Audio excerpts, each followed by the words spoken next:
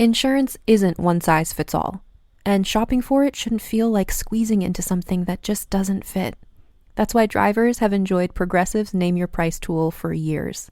With the Name Your Price tool, you tell them what you want to pay, and they show you options that fit your budget. Enough hunting for discounts, trying to calculate rates, and tinkering with coverages. Maybe you're picking out your very first policy, or maybe you're just looking for something that works better for you and your family. Either way, they make it simple to see your options. No guesswork, no surprises. Ready to see how easy and fun shopping for car insurance can be? Visit Progressive.com and give the Name Your Price tool a try. Take the stress out of shopping and find coverage that fits your life, on your terms. Progressive Casualty Insurance Company and Affiliates. Price and coverage match limited by state law. I'm not giving up. I am selling the building. The final season of FX's The Bear. The restaurant is flooded. Everything's either going to be okay. No, stop! Or not. We are outgunned and we are outmanned, but we have each other. FX's The Bear, the final season. All episodes now streaming on Disney+.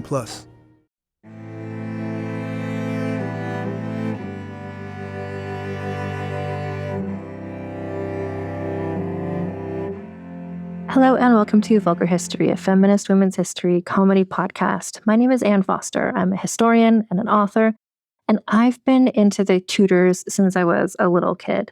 This season on the podcast, we will be talking about the notorious Tudors, who they were, the times they lived in, and what was happening elsewhere in the world at the same time. This week we are talking about Catherine of Aragon, Queen Catherine of Aragon. And so she was the first wife of Henry VIII. He's the best-known Tudor-era king, but honestly, and it brings me great pleasure, that he's mostly known and remembered today as the guy who married 6 women, and the 6 women were so much more interesting than he was. We put him on blast last week. This week, we're talking about his first queen, Catherine of Aragon. And I was so excited to see Catherine of Aragon was included in this new book, Regina, A New History of Women and Power, because this is a book that's a history of queens throughout history, not just in England and Britain, but all around the world in all different places. And Catherine, I love that she's up there with these other women like Cleopatra and Hatshepsut, because she's so often thought of as just a wife. It's forgotten that she was also a queen who acted as such, and so it's great to see her queen era respected in this new book. And in fact, I'm so excited this week. My guest is Kate Williams, the author of Regina. So you likely know Kate from her work as a TV presenter. She also does a lot of posting on social media as a historian. She's written amazing history books before, and this is her newest book. She's also CNN's British royalty and history expert. She's also, like me, a redhead, and I was so excited to talk to her ginger to ginger about Queen Catherine of Aragon. So please enjoy this chat about this iconic queen.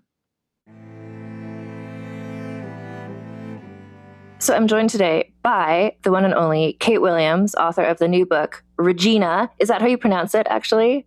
I think we can have a range of pronunciations. We can have Regina, we can have Regina.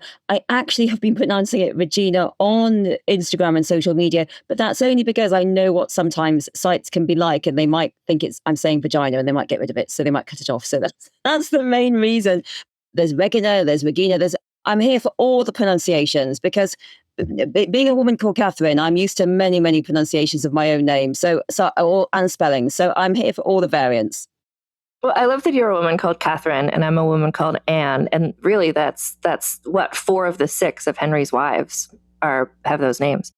We just needed Jane, and we've got them all. I think the problem is, though, Anne, I don't think that Henry, even though we both have vivacious personalities and are marvellous on the lute, I don't think he went really for gingers. So I'm afraid, I really do fear that generally, although we don't really know what Anne Boleyn looked like, we're not exactly sure what any of them looked like, I get the impression he was more of a blonde, more of a brunette guy. As we know, in general, gingers tend not to marry and mate with other gingers. We know that to be the case. So statistically, he probably wasn't that keen on gingers. So maybe he might have used us, as sort of, I don't know, throwaway mistresses at court. We might have been as to brief amusement, but I don't think Henry would have married us. I'm just saying it now. We have to accept that we wouldn't have got that prize specimen of manhood.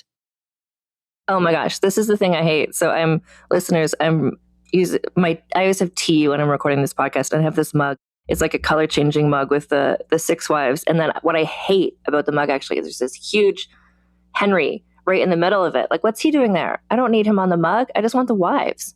So the 6 wives mug has a giant Henry. Yeah. Ugh. Who wants that?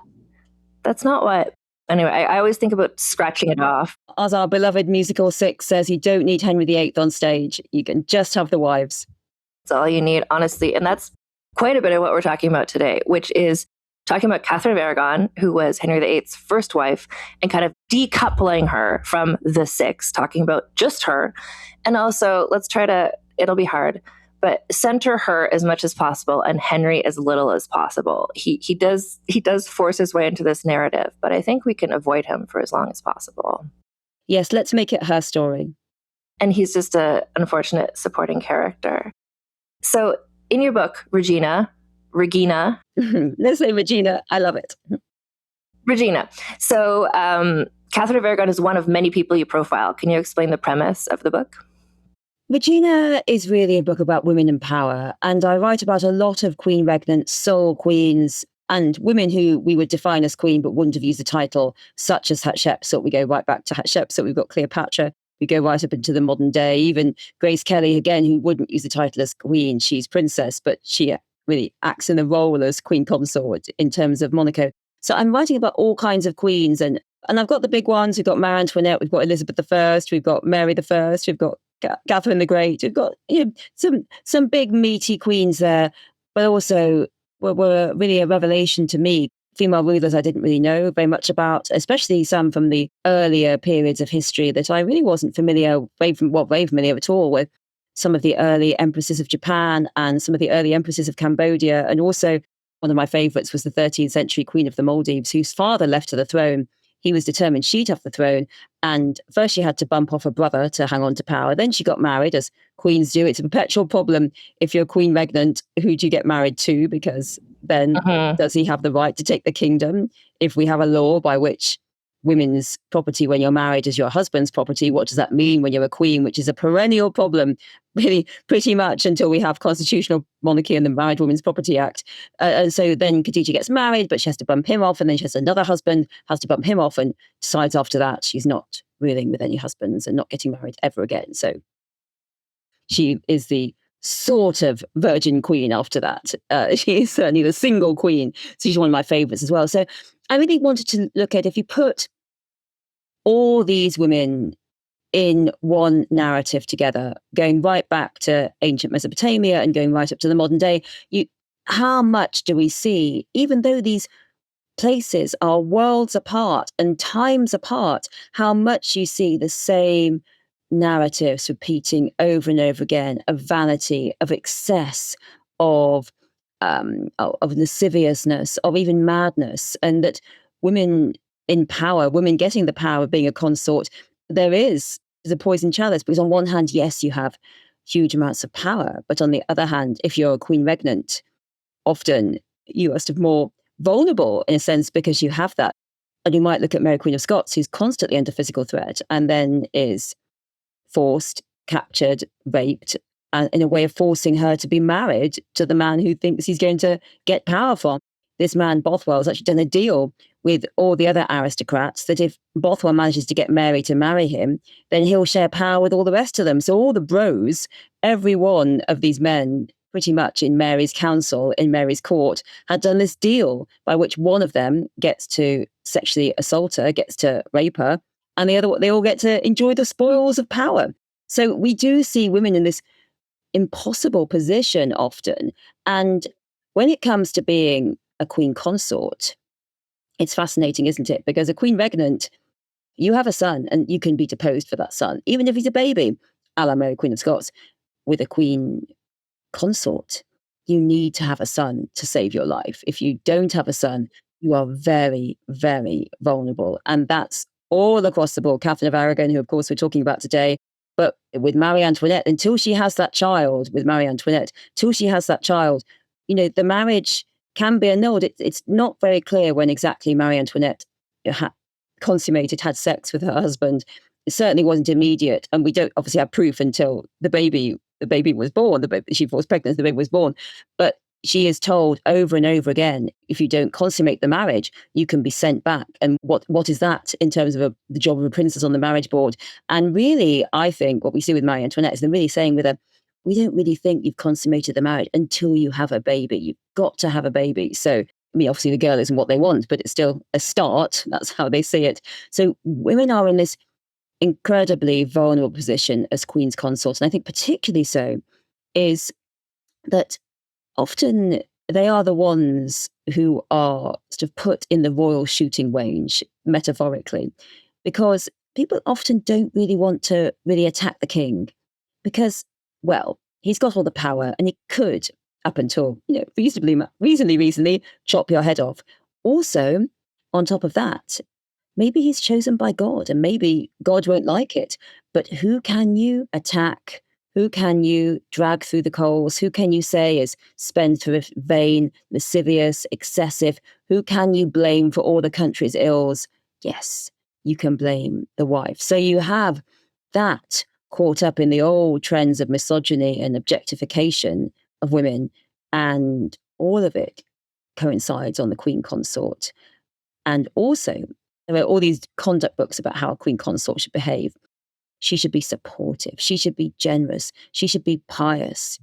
And she also should try to intervene for her people with the king, which is a tough ask, isn't it, if you're with a pretty tyrannical husband.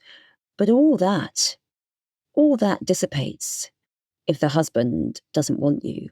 All that dissipates if the husband locks you up, if the husband bullies you, if the husband excludes you. And pretty much they can do. Joanna of Castile, Catherine of Aragon's sister, is locked up, first father and husband, and then son. And they can't say she's lascivious. She's a virtuous wife and mother. It wouldn't stick with that. But they say she's mad. And when she was consort, no one ever said she was mad. No one ever said she was mad or excessive. She certainly wasn't as ruthless as her mother, and she certainly wasn't as intelligent, I say, as Catherine of Aragon. But I think she was a very competent woman, and everyone thought she was a very competent consort. And she was a very, I think, a very, we might say, rather sort of efficient person. And yet she is castigated as mad because the men around her want her power, and nothing is done. So, queens are, I think, can be very vulnerable. And you might be the most powerful woman in the land.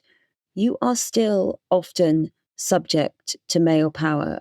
And that is why Mary Queen of Scots, who I've written a book on before, she just seems, not just her story is so striking and important in itself, she just seems to me to epitomize this key point that you can be the most powerful woman in the land, but still a man will impose his power on you to seize power from you. And yes, male monarchs get captured and killed, but usually, I don't want to generalize too much here, but usually they have to be very, very unpopular, or it's in war, like the Wars of the Roses. You don't just find a male monarch trundling along, riding his horse, and then suddenly one of his so-called friends captures him, beats him up, and says he has to be subject to him, and all the other men are going to be too.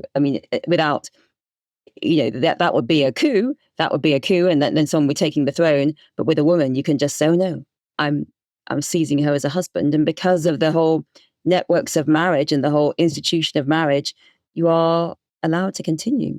So queens, I think, and then that's quite a long answer, but queens, I think, they are the most visible in our societies. Often they are the most powerful women in our societies. They are the ones that we know about in history. And yet so much of what is said about them, the stories that are woven about them, usually by their enemies, usually by men, the stories that are woven about them, they actually impact and they reflect what is said about all women, whether it's not being able to manage money, whether it's vanity, whether it's spendthriftiness, whether it's bloodthirstiness, whether it's sexual obsessions, whether it's, being led by your sexual passions. Men, no one ever says that Henry VIII was a poor king because he was obsessed by women, led by his heart, or led by, well, that's another part of the body. No one ever says that. Yes, I don't think many people would say he's our greatest king in terms of taxation, and certainly his war efforts are totally hopeless against France. But he's not criticised as a weak king because he's weakened by his passion for women. And yet we see that being said about women over and over again. Mary Queen of Scots is weakened. Mary I is weakened by her passion for Philip of Spain. I mean, she just wanted her husband to be around, really.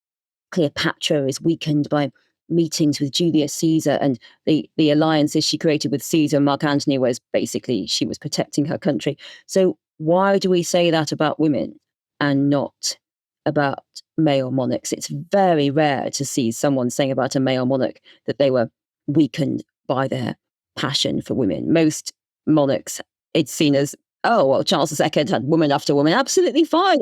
I was going to say Charles II. Yeah. Yeah. What fun, merry monarch, mistress after mistress. Well, marvellous. And I do actually like Charles II. I do think he's a great scientist, although I don't think his wife had such a great time. But I do think his fostering of science is very important.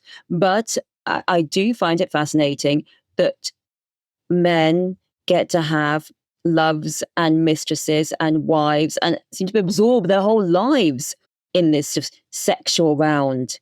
But for women, any relationship undermines her, and you don't get to be the Merry Queen in the same way that Charles II gets to be the Merry Monarch. Mm-hmm. Oh, yeah. I'm just imagining, some sort of queen who had that many favorites would be quite shocking and probably would be deposed. Well, that's it. You have Catherine the Great, who does, we believe, have lovers. Lots of queens are accused of having lovers. Basically, every queen's advisors are accused of being her lovers. No one says that Henry's having an affair with Wolsey or Cromwell. I mean, yeah, I've seen it. It could be a new historical angle. But with every woman, whether it's Hatshepsut and Sennemat, they're all accused of having affairs with these male advisors. And so but we do believe Catherine the Great did have some affairs. But what's said about her? This horrible myth that we can't seem to shake off, even though it was a total lie. She died in bed of a stroke.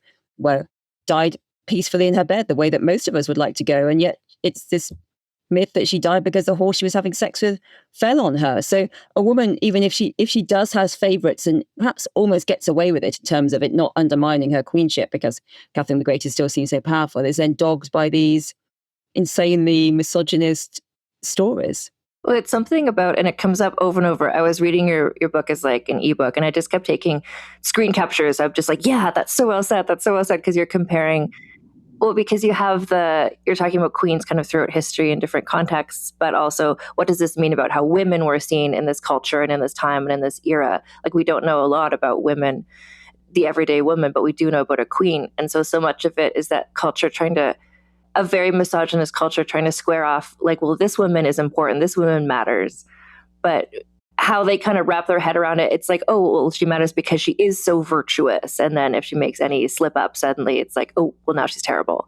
Or like Mary Queen of Scots, just kind of, so many men just couldn't accept a woman in charge. And so they built up these conspiracies around her. So it's a history of queens, but it's also kind of a history of womanhood and kind of a history of misogyny. You're exactly right. I mean, we can't know what life was like for the women around Boudica. We simply can't. And we can't, it's very hard to know what life was like for Egyptian women in Cleopatra's time, although it seems very clear that they did have more freedom than most women across the ancient world. However, what is said about the Queen is so impactful on all women. And as you say, they have to make sort of excuses and stories about the women who gain power. Yes, she's different. She's totally different. And she's usually totally different because she's very bad, but often she's totally different because she's, yes, so virtuous. And often I think what's used to justify a woman having power, this anomaly, she's made into, as you say, this sort of image of difference, and not, which would have been the reality.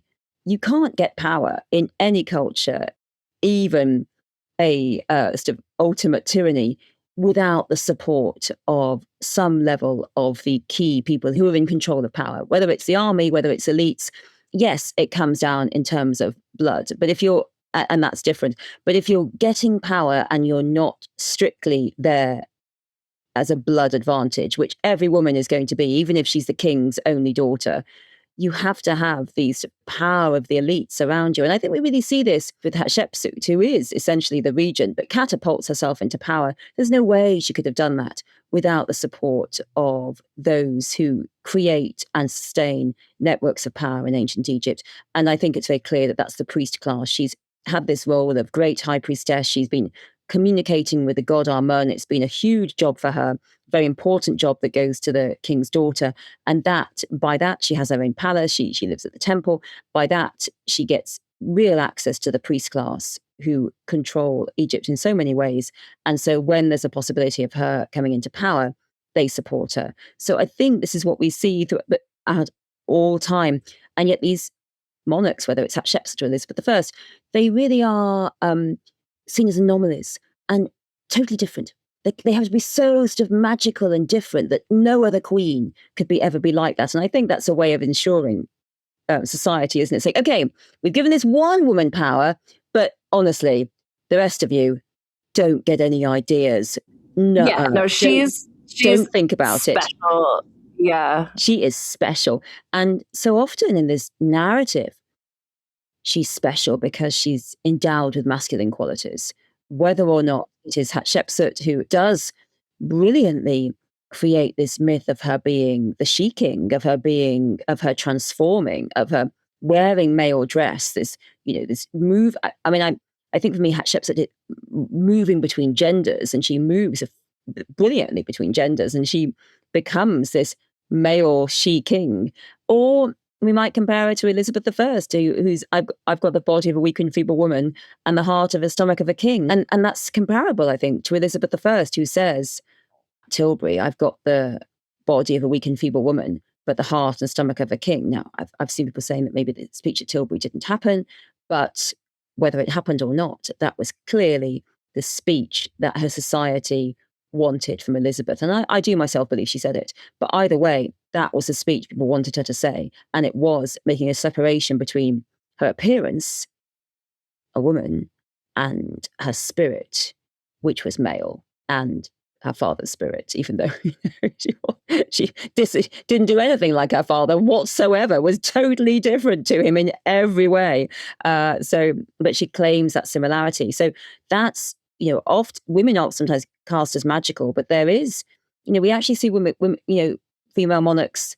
The idea is that they're transformed into a man when they get on the throne. They are magically transformed into a man. They become male as a way of explaining this and justifying this anomaly that we have female power. And I think that we even see that with the first female prime minister we had in the UK, who was Margaret Thatcher.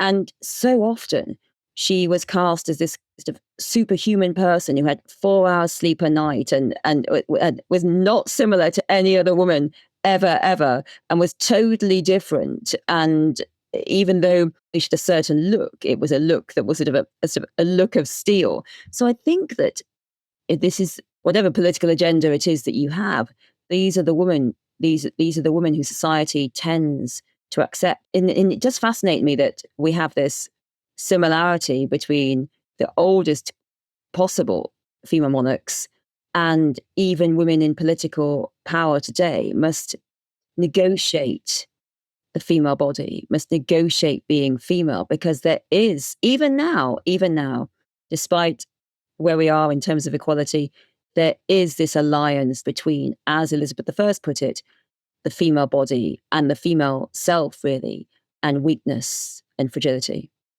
Well, and I think Catherine of Aragon is such an interesting example in your book, too, because you talk about, she herself was not queen regnant, but her mother was, her sister was, she marries a king. So she's got this kind of pedigree of, and she was raised by a queen regnant, like she was raised to be eventually the queen of whatever country she's sent off to marry into. And then as she becomes, we're going to go through her life kind of, I'm cutting ahead a bit, but she is exactly what a queen was supposed to be. She was so supportive. She was so pious. She was representing this ideal consort role. But then, like you mentioned at the beginning, like she didn't have a son. And that just kind of doomed her, even though she was doing exactly what a woman a wife should have been doing in that era. Oh, Catherine of Aragon was the perfect consort. She could have written the book on being the best ever consort. She was superb. I mean, she was intelligent. She was diplomatic. She was devoted to Henry. I mean, he's a great big lummox, and she was 50 million times more intelligent than him. She was so beloved. Everyone loved her. She was pious. She did all the things that queens are supposed to do. She did the charity. She was pious. She was diplomatic. She created good relationships between Henry and Europe. She was perfect. And I mean, I'm just going to say this now, but she was much, much better at military strategy than our Henry. Henry, totally hopeless. 3 totally hopeless efforts at France. Poor old Cardinal Wolsey trying to create diplomatic alliance, and then Henry was, I'm going to do this again. Hopeless. Maybe I've captured one small town. Oh, woohoo! Catherine of Aragon. Now, I'm a big fan of the Scots, so I don't like it when the Scots get beaten, but I have to admit that Catherine of Aragon, when Henry's in France, and she is regent, and that's when James IV of Scotland goes to war against England, and Catherine soundly beats him. I mean, even he is killed on the battlefield. James IV is killed on the battlefield. Very, very rare. Catherine presides over that victory. She sends Henry, James IV's bloody coat. I love this detail. Yeah, she's just like, look what I did. Yeah. I mean, you left me in charge and look what I did. Frankly, let's face it, Catherine of Aragon would be a much, much better queen regnant than Henry. If only he could have given her the jobs. And actually, she could have done a coup like the Empress Catherine the Great. She could have just pushed him off the throne and said he was rubbish and said, actually, I'm going to do it. Because after all, Catherine of Aragon could have said, I am also a royal descendant. I have royal blood. All of Henry VIII's wives have English royal blood.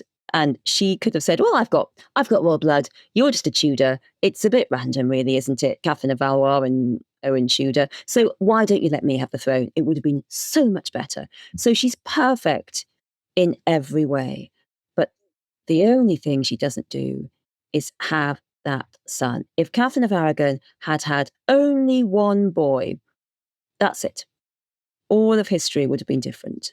And yet, because she doesn't have that boy, which, well, looking at Henry's history, let's face it, it's more likely to be his fault. I mean, let's not say, I shouldn't really say that. So I'm going to say, and if Catherine of Aragon had had that one boy, all of history would have been different. And she would have been Henry's wife forever and ever, till death do us part. Henry would have had mistresses and affairs, of course he would, but they would have had no political impact. And yes, the Reformation would have come to England, but in a much more slow way. And we probably would have a very different church now. It would be much more, I'd say, probably Lutheran now, as opposed to the sort of hodgepodge fudge that was the Church of England, created initially by Henry VIII, in which he said, I just want the church to be pretty much exactly as it was, and yet we'll change a few things and I'll get all the money. Yes, thanks everyone. Thanks everyone that we have as of church. So I think it's roughly to say, and what might not just, obviously I'm summarizing very quickly here, but a church that essentially looked Catholic with all the accoutrements, and the Church of England as it is settled by the Tudors. I don't want to stereotype too much and summarize too much, but it essentially looks Catholic in terms of the appearance of the church, in terms of the priests, in terms of the accoutrements. But there is the Bible, there's the services. It is Protestant in its soul, and I think it would have been a very different kind of church had the Reformation come gradually in the way that it did in the rest of Europe. So certainly, I mean, and who knows? Britain could still be a Catholic country. It could have been totally different. But Catherine, poor Catherine, didn't have that boy, and therefore Henry gets rid of her. And I almost think, Anne, that the story that's often told, isn't it, is Catherine versus Anne. Anne was more vivacious, Catherine was dowdy, but I think at heart of this is a story about the Queen Consort and how she had this much power, because she had huge amounts of power, because thanks to the increasing religiosity of society, marriage is supposed to be a sacrament, and you cannot simply put your wife aside. You can't just tire of her and put her aside. It would have been much better for Catherine of Aragon if he could have just said, okay, all right, see ya, bye. It's been great, but no. it's impossible. It's almost impossible to put her aside. So Henry has to create these endlessly convoluted legal arguments. He can't just, I mean, it's often said, isn't it, Anne, divorced, beheaded, died. And I know that your mug says annulled. Now, it would have Just been... say annulled.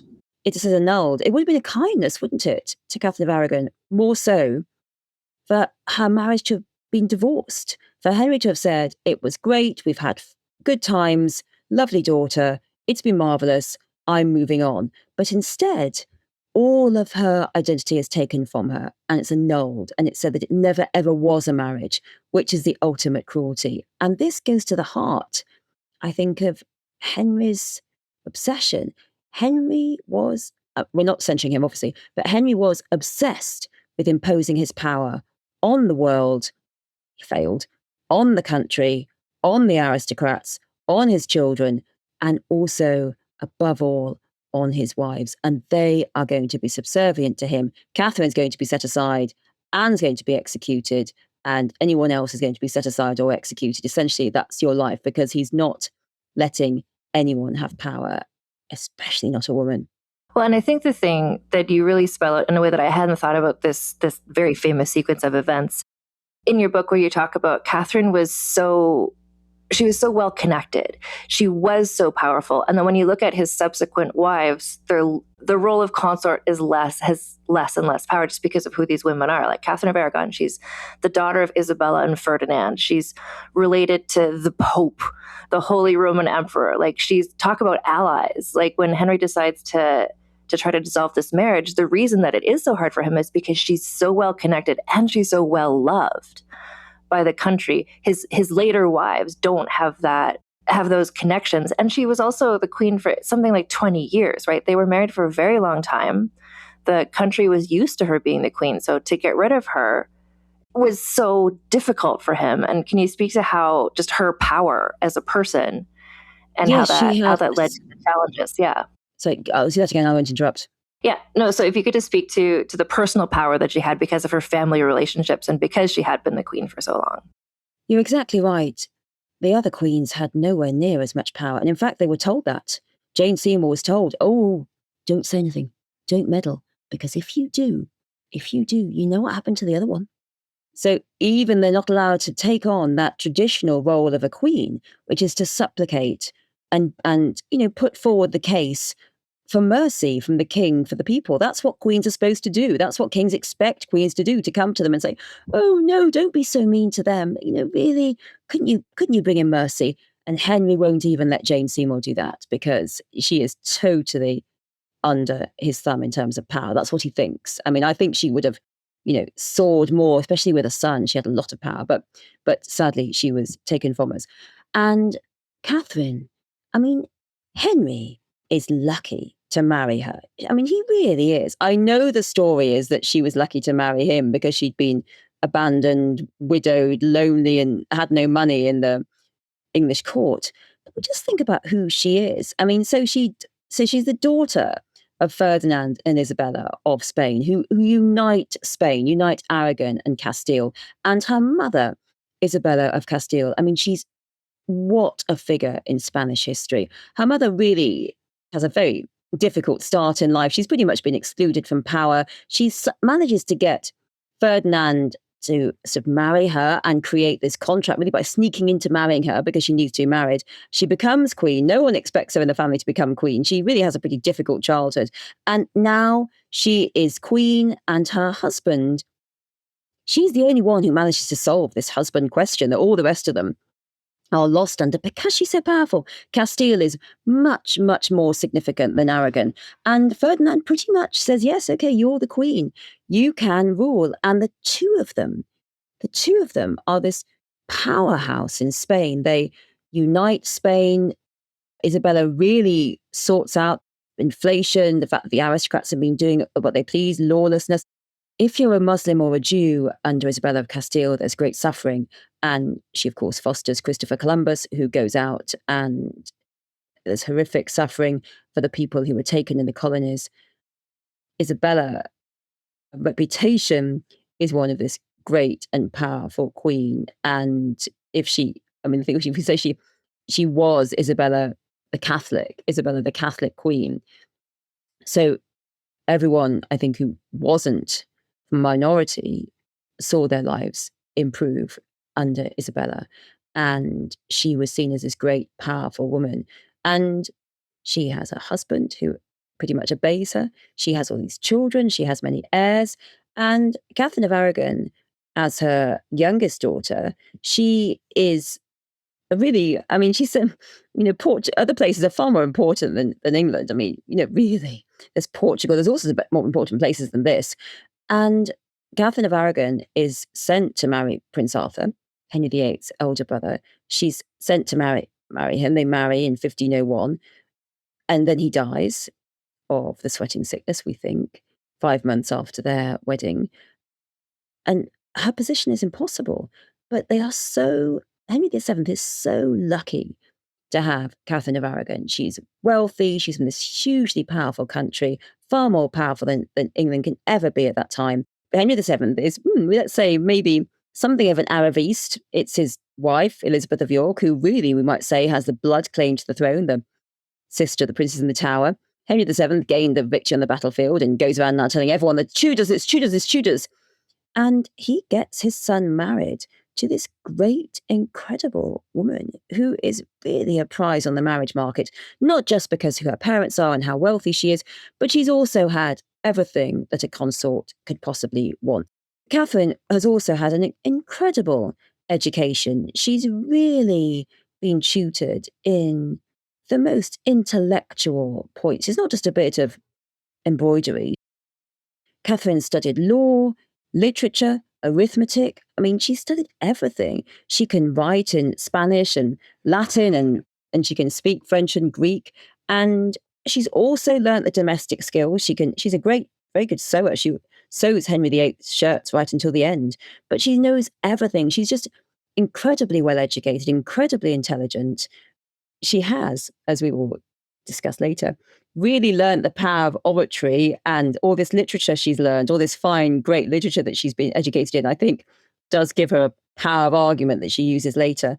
And she is such a trailbreaker. She's such a trailbreaker that after Arthur dies and she's sort of stranded in the English court because her parents don't want her back. They want basically her to marry the next prince down. That's the future Henry VIII. They want her to stay there. They don't want her back. And also Henry VII doesn't want to give any dowry back. So she's in limbo pretty much. She does get this role of being an ambassador, the first female ambassador. It's incredible that she is the ambassador. It's because the ambassador is partly driven by the fact that Henry VII is thinking that perhaps he might marry her sister, Joanna of Castile, after the death of Elizabeth of York, after his wife. So not during, but after. So there's some talk about that, and there's some talk that even he might marry Catherine himself. And Isabella of Castile says, "Oh no, I don't want Henry VII marrying his daughter. Absolutely not." But one rather wishes that perhaps Catherine of Aragon could have married Henry VII. She would have had a marvellous time, I think. He would have been a doting, much older husband. She would have had Henry as a stepson, not a husband, and possibly had a child, possibly not. But either way, she could have had a great life as a dowager queen and never been dumped in Kimbolton Castle ever. But her parents were bent on her marrying Henry VIII and the future Henry VIII. That's what they wanted. They wanted her to be Queen of England. They'd raised her to be a queen of a foreign country, and they were determined. And they got their wish. When Henry comes to the throne, really the first thing he says he'll do pretty much is he'll marry Catherine of Aragon. And that is a great moment of triumph for everyone, Catherine included. She is now queen. She has everything. This is what she's been trained to do. The job she's been trained to do for all these years. She has this job, and she's very popular. She's pious, she's beloved, she's adored, and she's also very fashionable. Catherine's Spanish fashions, her bold Spanish fashions and a very bold Spanish wedding dress, she's seen as very fashionable. She has everything. But maybe Henry thinks she's got too much. Well, and I do want to, you mentioned this in your book too, and I had not encountered this piece of information, or if I had, I'd forgotten that she was very fashionable at the time, because I think so many narratives about this era begin with Henry wanting to marry Anne Boleyn. And so you've got often people are introduced to Catherine of Aragon as kind of having health problems. She's had so many miscarriages. She's always portrayed as this kind of like perpetually middle-aged, downtrodden, sad woman who is also not glamorous at all, to compare, to contrast. Because if you're having Anne Boleyn as your main character, you need to kind of show, well, she's young and she's fashionable, and Catherine is just kind of like old and washed up. But she was queen for 20 years. She was there for a long time, and she was so glamorous. You talk about in your book, I love this detail, when she was told to come to England with a small retinue, and she shows up with how many people, like, and just carriages full of gowns and jewels. Like, she's so glamorous. And I think people often don't know that about her. Yes, she has this huge retinue. She's not being told by Henry VII not to bring anyone. And we also think that John Blanc, one of the early Africans that we know in Britain, comes over with Catherine of Aragon, that he's her trumpeter and then is at the court. She has this gigantic retinue, and she is very stylish, very glamorous. I mean, just look at her mother, Isabella of Castile. She had this portable jewel box she took round with her, and she was told by the clerics this was vanity. And she made it clear it wasn't. This isn't vanity, me wearing my jewels. Essentially, it's her armour. This is a queen's armour. She can't wear armour in the same way, but she can wear the jewels. So Catherine had been trained very well in the use of dress and jewels as armour. And she was, yes, pure glamour when she arrived. She was only 23 when she got married. So, prime age of Tudor beauty at the time. And she, this is what happens, isn't it, Anne, when we set women against each other, when we say, oh, Anne was pretty and Catherine was dowdy, and Catherine was old and washed up and Anne was young and vivacious. We do both of them a disservice, defining them by their looks, when all of it is a political. We do both of them a disservice, defining them by their looks. And we really are allying ourselves, I would say, with Henry's point of view by doing that, by saying, old, washed up ex-wife, don't want her. Oh, young, new, glamorous mistress, young, sexy, glamorous, new mistress. And that disavows both of their intelligence and both of their position, that Catherine is this devoted wife who's given him everything, and Anne is a courtier who doesn't want to marry him, who really would rather make a good marriage with another Tudor aristocrat and live her life in that way and have a rather marvellous estate somewhere. She doesn't want to be constantly sexually harassed by Henry VIII because everyone will know about it and everyone will mock them. All the men at court think it's hilarious to see who the king's looking at, and let's all mock her as well. We know what's going on. It's all the bros having a good old laugh. And to set them against each other like this really does, I think, encapsulate how these misogynist notions are so deep set that we still define women by their looks. And we can't say that, and Catherine in this paradigm can't be a beloved, a graceful, a queen. We can't say, well, Catherine of Aragon was middle-aged and no longer having children, but she was still attractive. We can't possibly say that. It's got to be, well, older and washed up, and then Anne was herself very vivacious and gorgeous. And then when Anne is still young and still vivacious and gorgeous, she then has to be seen as mean and cruel and bitchy. That's why she has her head chopped off. And Catherine, I think, was everything that Henry VIII could ever have wanted. And we do believe the marriage was very happy at the time. And she also manages him very well. I mean, and so yes, when Catherine marries, everyone's delighted by her. Glamorous, Spanish, powerful, wealthy. This is the seal of legitimacy on the Tudors. Often when there's a narrative that begins with Henry falling for Anne, like we see Catherine, I mentioned she has like various health issues and stuff. And what I mean by that is that she spent, and I think this would be very relatable to so many women, just in terms of like fertility issues and stuff, because all Catherine wants. All that Henry wants, really, at this point, is they just need to have a son. And so and her pregnancies keep just not working out. And it's not just like the emotional toll, the physical toll that takes in you, but also this is the Tudor era, medical care, not good, not great. They're just gonna, I don't know, do some bloodletting or something. Like, she's going through stillbirth. She has miscarriages. Like, it's devastating, the sequence of all she wants is to have a child. And the one surviving child is, of course, Mary, who later becomes Mary the First, who you also talk about in your book. But in terms of her, what I see in her is that as the years go by and she's not having a son and these pregnancies keep not working out, she's already such a Catholic person. She's already turning to her faith, but I think she turns even more towards that faith. And that's what we often see in a portrayal of her, is just practically a nun at the time that Henry falls in love with Anne Boleyn, that she's so turned inward. She's so traumatized by all the troubles with the pregnancies, turning to her faith. It's not working out. Like, can you talk about what the toll that might have caused on her, having all these pregnancies? It's horrific. It's devastating, and horrific and devastating for any woman. But when your whole being, your whole justification depends on you having a son, when your husband's made that clear, it's horrific, because she knows she's constantly being watched and tested. And we don't know this for sure. This is just my speculation.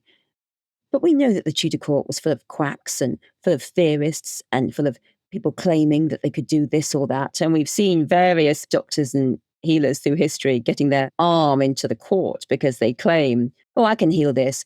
So you can guarantee that Catherine would have been dragged bound and bound and bound, every quack or every doctor or every this or that, and prescribed to eat this or not eat this or lie in a cold bath, or all these sort of random theories that haven't been recorded.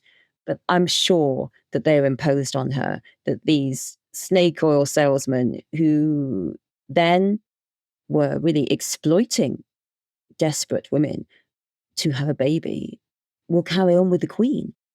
I know that my first book was on Emma Hamilton, and in her early days, she starts working for James Graham at the Temple of Health. I was thinking about that. Yeah, the Temple of Health and the Temple of Hyman. Health, and he sort of creates this in this, and all kinds of people go to this temple of electricity for electrical cures.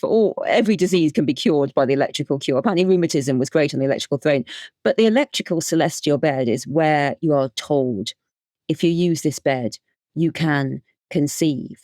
And I think that, that really shows he charged a fortune for it. And compared to all the other horrific things that were imposed on women who couldn't have children at the time, aristocratic women struggling to have their heir, the heir, I think the celestial bed was much better. But it shows how much money there is and how much desperation there is. And George only Devonshire had to go to various baths to get the waters and was sent to various doctors saying, you've got to have a child.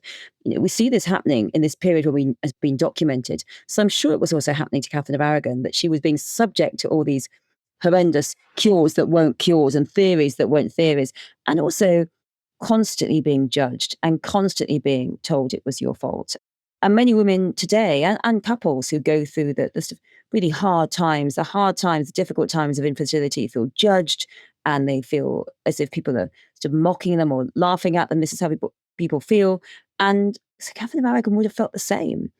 Marie Antoinette, it's very striking that when she isn't having a child and she's being told off constantly by her mother, the Empress in Austria, and being told off by the courtiers for not having a child, what's the point of you if you haven't had a child? There's this really heartbreaking moment when another woman at court has had a baby who was born dead, and Marie Antoinette feels so envious of her. She said, at least she had a baby, even though the baby was born dead. I mean, poor woman who went through that awful suffering of the stillbirth, but for Marie Antoinette to feel that way, I think shows how judged and heartbroken she felt. And she did have a child, she did have the son, eventually that happened for her. It did not for Catherine of Aragon. And so, Catherine of Aragon, I think, must have gone through all of this. And this is why her faith becomes such a prop for her, because it's always easier. Even now, it's easier in the infertility struggle for the men. It's, the women are the one who has so many more interventions. There's so many more strictures, that so many more things on the internet telling women about do this or don't exercise or do exercise or eat this or don't eat this, much more so than it is for the men, even though we know it's 50-50 making a baby. Henry, I think, would have been free as a bird, and Catherine would have been stuck undergoing these cures in inverted commas, and none of them work. And she tries and she tries and she tries. So in a very similar obstetric history to Anne Boleyn, which suggests there's a common denominator here, and it's Henry, that she can get pregnant. It's conceiving is not the problem, but for the pregnancy to continue, that just doesn't seem to work. But Catherine has Mary. She has her daughter. She has her child. And so she begins to invest all her hopes in Mary. She doesn't see why Henry can't just see Mary as the future queen, because look at Isabella of Castile. She was powerful. Exactly. Well, look at Grandma. Look at Grandma. Absolutely. And let's face it, Henry VIII, look at your mother. Elizabeth of York was the power behind the throne, made a lot of, I think, subtle decisions behind the throne. So why can't Mary do it? Why not? And so this leads us to what's it called? The King's Great Matter, where he decides that he would like to end the marriage with Catherine of Aragon so he can marry Anne Boleyn, and he thinks have a son with her. And this means, I think it speaks to the power of Catherine of Aragon, as I sort of hinted at before, like her family connections, the depth of how loyal people are to her in England, that in order to end this marriage, he has to break with the Catholic Church. Like, that's her power. He can't just end this marriage. She's not, Jane Seymour. She's not even Anne Boleyn. Like, she's somebody so powerful that to get rid of her requires getting the country practically to civil war. And in terms of Catherine's obstetric history, what we see is she does get pregnant frequently, but the babies, die. We have babies who die, and there's miscarriages. So Catherine does conceive, but they don't end in a live birth. And Mary is incredible. Mary fills everyone with hope. Mary is a tough little baby, and already when she's a small child is being shown off to ambassadors because she is very healthy, very intelligent, couldn't be a more perfect little royal princess. So she's got one perfect princess, but she tries and tries and tries and can't have this boy, this precious, precious boy, which is all Henry wants. And I do feel very sad about the little Henry that they have in 1511. He's born on the 1st of January, which I'm sure was felt to be a very auspicious day, the first day of the new year. But he dies on the 22nd of February. We don't know why. Just babies do die. And there were joustings, there were celebrations. Everything was there with this little Henry, who would have been, well, Henry IX. But he's taken from her. And it's heartbreaking. And this is the lives of so many women in Tudor England.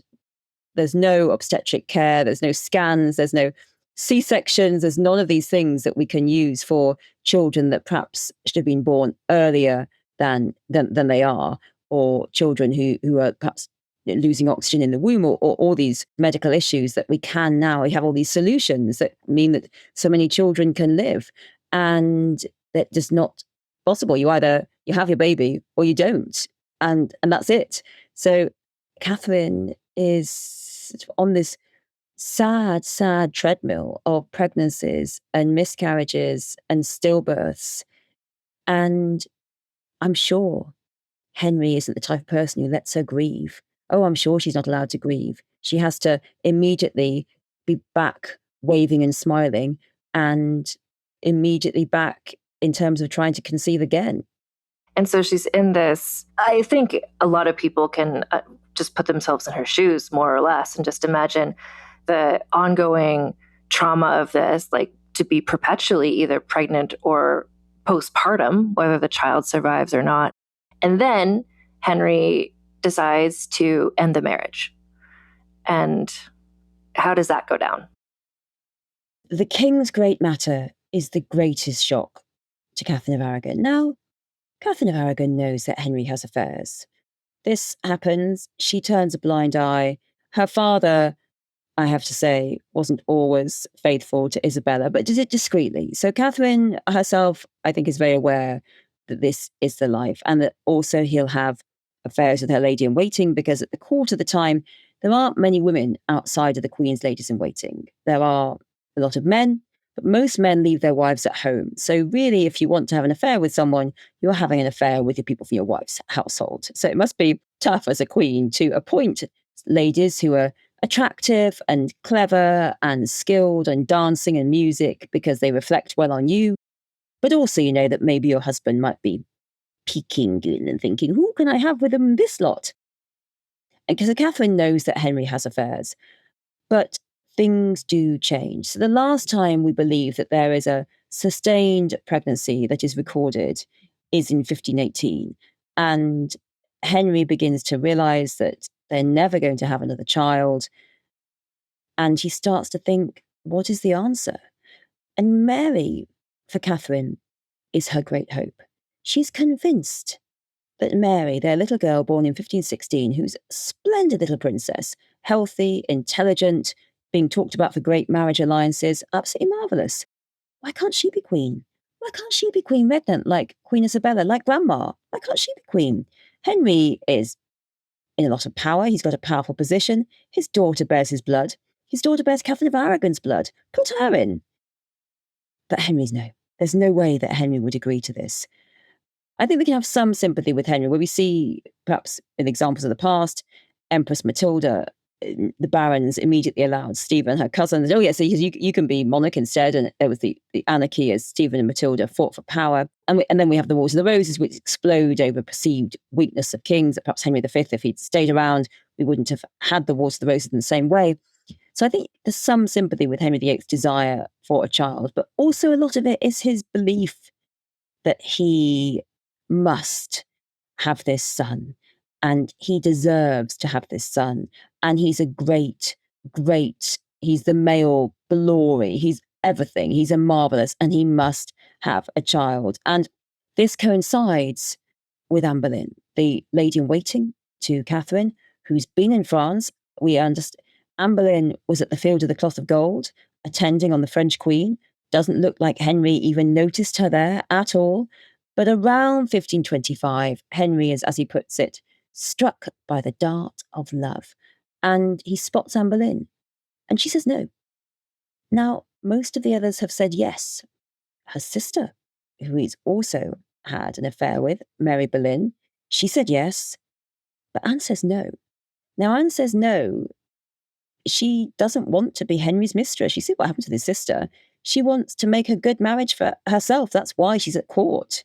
And a good marriage that she's actually been quite close to making had been blocked by Cardinal Wolsey. And Anne also thought that Henry had blocked it as well. So she doesn't like Henry or Cardinal Wolsey very much. And now Henry's pushing her. She says no, because she doesn't want to have an affair with him. I think it's a misogynist where people say, oh, Anne's playing him, she's manipulating him. She just doesn't, she's saying no. So Henry becomes obsessed and has secret meetings. Because he's married his brother's wife, that means he's cursed. And that's his justification. Now, it's a bit dubious, isn't it? Because Henry gets Leviticus out, which Henry uses the Bible to confirm him in his decision, saying, oh, well, Leviticus, yes, I can't. Henry, at this point, 20 years, Henry thinks, oh, yeah, actually, I never should have married you, Catherine of Aragon, and the Bible says so. Now, another book of the Bible actually says, you should marry your brother's wife. That's what you should do. If your brother dies, then you must marry his wife and protect her, continue the family name. So it's a bit contradictory. And now for a quick advertising break. Starting or growing your own business can be intimidating and lonely at times. Your to-do list may feel endless with new tasks, and lists can easily begin to overrun your life. So finding the right tool that not only helps you out, but simplifies everything as a built-in business partner can be a game changer. For millions of businesses, that tool is Shopify. Shopify is the commerce platform behind millions of businesses around the world and 10% of all e-commerce in the US. From household names like Gymshark, Rare Beauty, and Heinz, to brands just getting started. Shopify has hundreds of ready-to-use templates that can help you build a beautiful online store that matches your brand's style. And you can tackle all the important tasks in one place, from inventory to payments to analytics and more. No need to save multiple websites or try to figure out what platform is hosting the tool that you need. And if people haven't heard about your brand, you can get the word out like you have a marketing team behind you, with easy-to-run email and social media campaigns to reach customers wherever they're scrolling or strolling. Start your business today with the industry's best business partner, Shopify, and start hearing.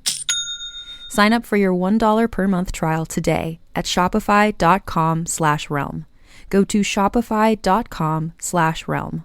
That's shopify.com/realm. I'm not giving up. I am selling the building. The final season of FX's The Bear. The restaurant is flooded. Everything's either going to be okay No, stop. Or not. We are outgunned and we are outmanned, but we have each other. FX's The Bear, the final season. All episodes now streaming on Disney+. Shipping, billing, admin, payroll, marketing. You're managing all the things, so why waste time sending important documents the old-fashioned way? Mail and ship when you want, how you want with Stamps.com. Print postage on demand 24/7 and schedule pickups from your office or home. Save up to 90% with automated rate shopping. That's why over 1 million small businesses trust Stamps.com.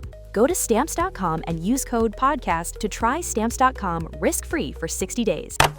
Okay, real talk, shopping doesn't always boost your confidence. Sometimes you just want to put something on and think, yes, this is me. That's why Stitch Fix works. You take a quick style quiz, size, budget, what you're into, and a real human stylist sends pieces picked just for you. Try everything on at home, keep what you love, send back the rest. Shipping's free, no subscription required. Get $20 off at stitchfix.com/Spotify. And we're back. So in early 1527, Henry goes to his wife and he says to her, "We've been living in sin, so we should annul the marriage." And everyone thinks so. Sorry, I've only just realised. And he's going to be very kind. He says, very nice, very nice. I'm going to be very nice to Catherine, very nice. You can choose a place where you might retire. So she's not going to be allowed to be at court with her daughter. She's got to go and retire somewhere, but you can choose it if you like. So kind. Catherine starts crying and she resists. Now we think that Catherine had advance warning, that someone had given her a heads up that Henry was trying to get rid of her, because she wouldn't have suspected just because Henry was having an affair with Anne Boleyn. This would not at all have raised her suspicions. This happens all the time. She, I'm sure, knew that Henry was having an affair with Mary Boleyn.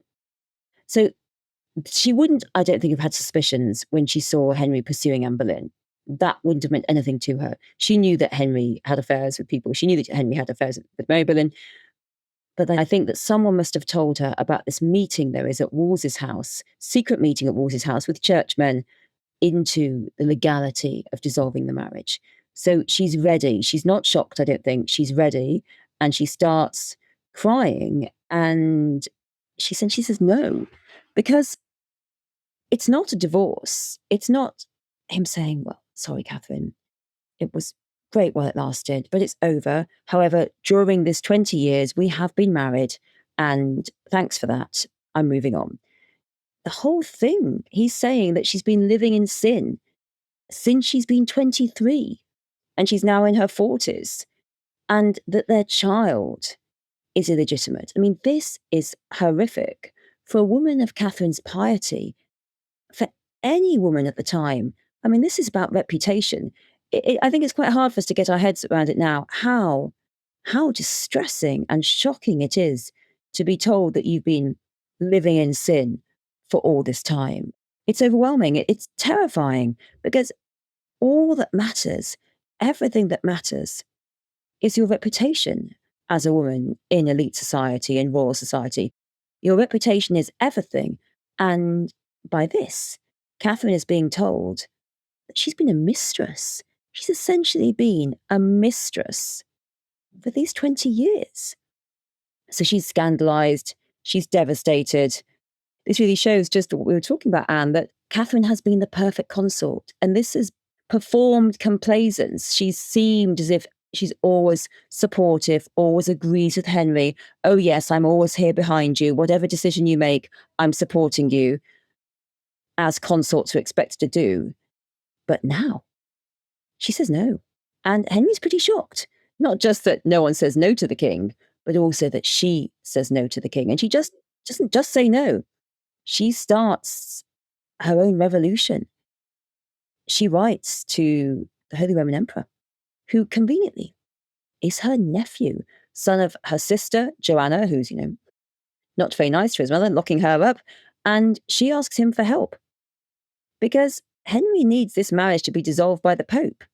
But the Holy Roman Emperor is already rather in charge of the Pope. And he's actually at this point even more in charge of the Pope because he's gone in, he's taken Rome, and he's pretty much got the Pope essentially in his bedroom. He's, captured him in a way. I mean, not.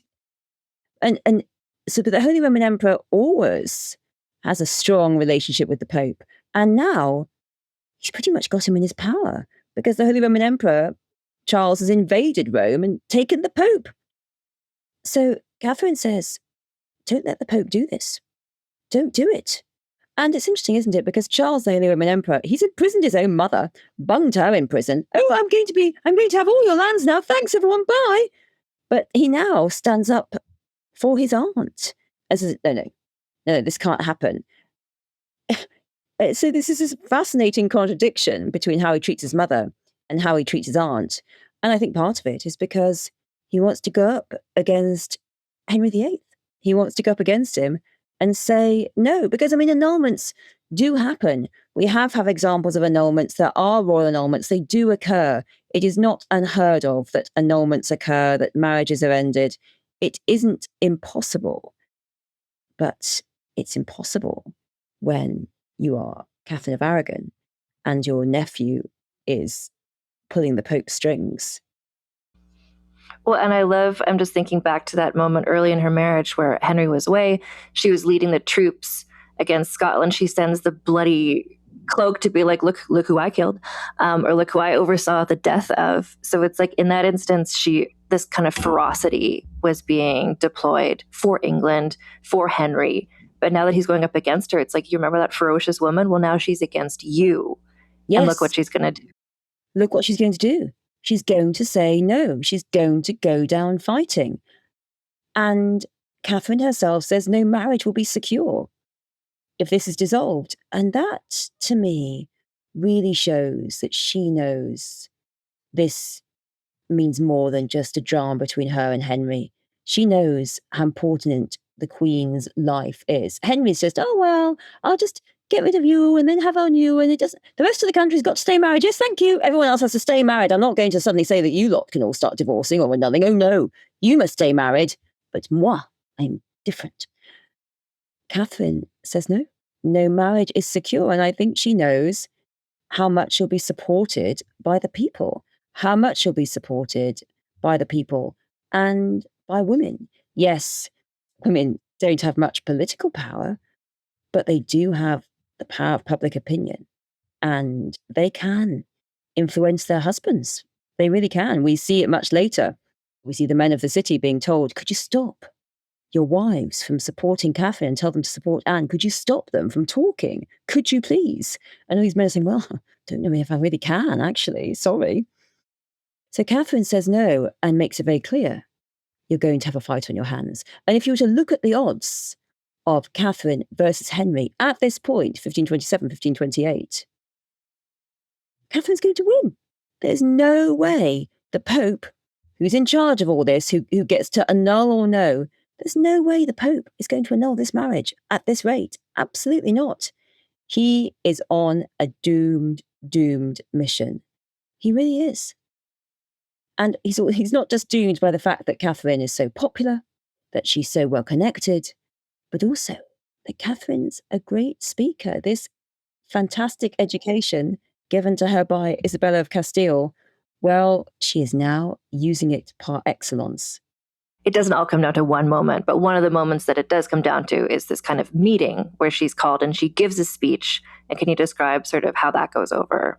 Yes, this is June 1529, and this is the hall at Blackfriars, and it's all about hearing the case.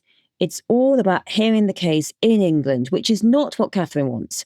Catherine wants the case heard in Rome, but Henry's won a smaller victory in terms of the case being heard in England, and Cardinal Campeggio, he's been appointed Cardinal Protector and he's hearing the case. And Wolsey's there and Henry's there and all their chums are there and all the rest of them. So it is Henry's small victory at this point that the case is being heard in England, not Rome. But Catherine is not going to be cowed. So she goes there, all these men, all these hostile men, and the case begins. Henry says, "Oh, I'm so spiritually tormented. Oh my goodness, we've been living in spiritual cohabitation since 1509. And Catherine strikes. She's gowned, she's jewelled, she's got all the armour of a queen. And she speaks. She says, she knelt at the king's feet and she says, I have always been a true, humble, and obedient wife, ever conformable to your will. So she tells him, I've always obeyed you. And this is actually after this, sort of another way of obedience. So Catherine is going to say that it doesn't matter that she's been married to Arthur because they never consummated that marriage. She and Arthur were young teenagers and they never essentially had sex. It didn't happen. They never did so. And we might, I think, believe her. And there is evidence for this, of course. Number one, Catherine never gets pregnant. She was very young. You could imagine they might get pregnant quite quickly. And number two, it was often the case that teenagers would marry but not have sex because I'd like to say it was because they're worried about women. I mean, they were a bit worried about women falling pregnant too early, like poor Margaret Beaufort having a baby at 13. Poor lady. But it was really more that they felt the boys could be enervated by too much sex. So there often was a theory that you get married, but don't share a bed and don't have sex. So it's not unlikely that it happened. And certainly no one, when Catherine married Henry VIII, said, was she a virgin? Oh, I don't know whether she was. Oh, I don't know. Everyone seems to be totally happy, think she was probably a virgin. And Catherine says it herself. She says, I take God to be my judge. And at this courtroom, she says she was a virgin.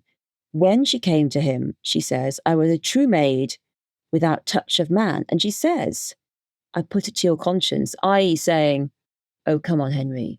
You knew I was a virgin. You knew it. I told you it. Let's say it. He could probably guess it from how they were on the wedding night. And she made it clear. It's not a sinful marriage. I was a virgin when I came to you. And it's an interesting point on which to fight because, as we saw, there were other biblical verses that say you should marry your brother's wife. It is possible. And then she's fantastic. Because Henry, he tried to get her up from her knees and she said, no, I'm not. I'm staying down here. Thank you very much. And then they expect her to listen to the rest of the evidence. And she says, no, I'm not. I'm not sitting here. And she basically walks out of the court. She says, it maketh no matter. It is no indifferent court to me. She essentially says, you lot are all going to be lying. So I'm not going to sit here and witness it. I refuse. And she's right. After it gets very grubby and Charles Brandon pops up, good friend of the king, rent-a-mouth. He says, oh, Arthur boasted that he'd been in the midst of Spain, i.e. that they'd had sex. He was inside Spain, sorry. And he said, oh, well, that's why he was ill.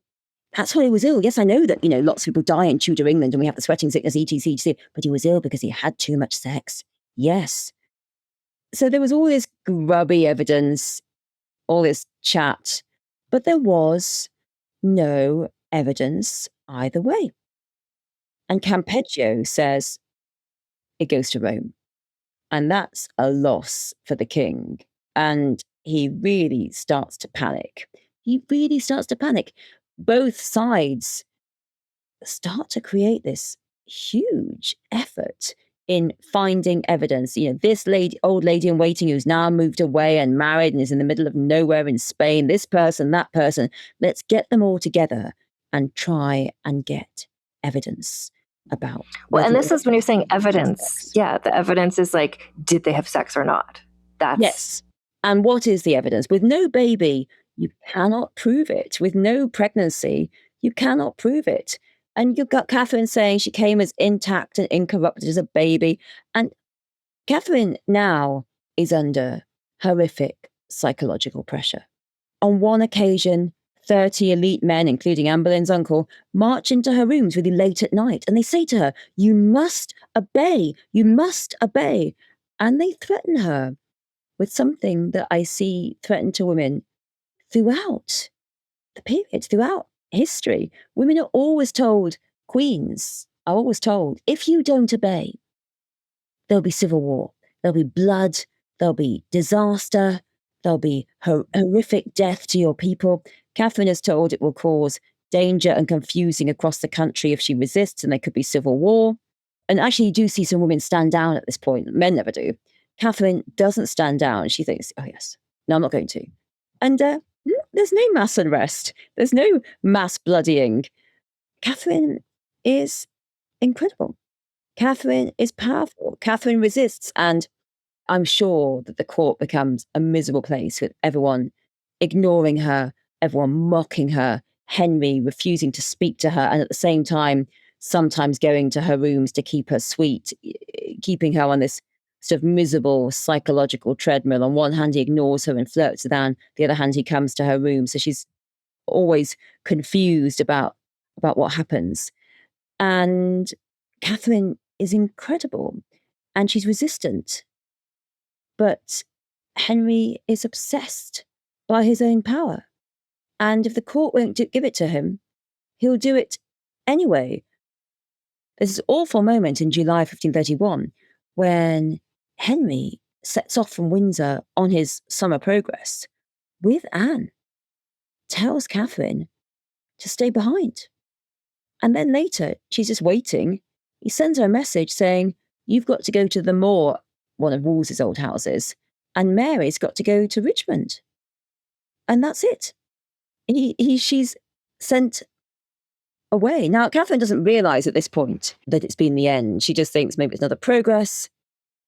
But what happens in 1532 is a rapid change, that Henry becomes protector of the church. He gets to then decree what he wants. And in 1532, Catherine is told that she must give up her queen's jewels for Anne, all of her jewels. Catherine says, no, I'm not giving them to a person who is bringing vituperation and infamy upon the king, she says. But she has to. She's forced to give up these jewels, all of these jewels, including, and this is really cool, isn't it? Including the jewels that we'd see as hers, not just the jewels that have been owned by the other queens like Elizabeth of York, etc., but some of these are the jewels that she's brought from Spain. From her mother. So she's being asked to her own personal possessions, giving these to Anne Boleyn.